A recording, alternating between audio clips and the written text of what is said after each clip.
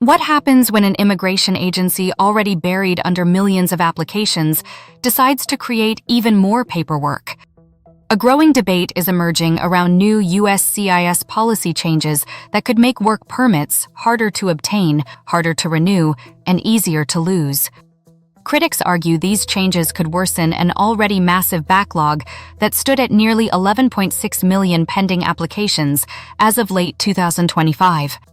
One major change ended the automatic extension of work permits, while renewal applications are pending. Previously, this protection allowed many immigrants to keep working legally even when USCIS processing delays stretched for months. Now, if a renewal is not approved before expiration, workers could lose their jobs.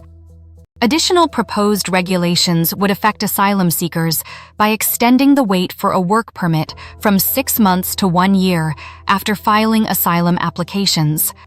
Some proposals could even allow USCIS to stop processing asylum-related work permits when asylum backlogs become too large. Another proposal would shorten the validity period of certain work permits, forcing immigrants to renew more frequently and increasing the number of applications USCIS must process. The draft regulations also introduce stricter eligibility standards. Individuals with certain arrests, even without convictions in some situations, could face difficulties obtaining discretionary work permits. The government may also increase scrutiny of applicants suspected of gang affiliations.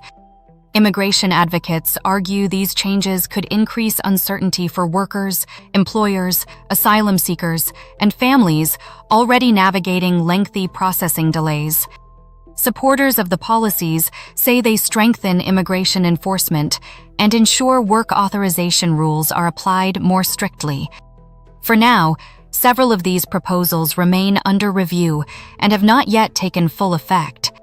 However, if implemented, they could significantly reshape how work permits are issued, renewed, and maintained in the United States.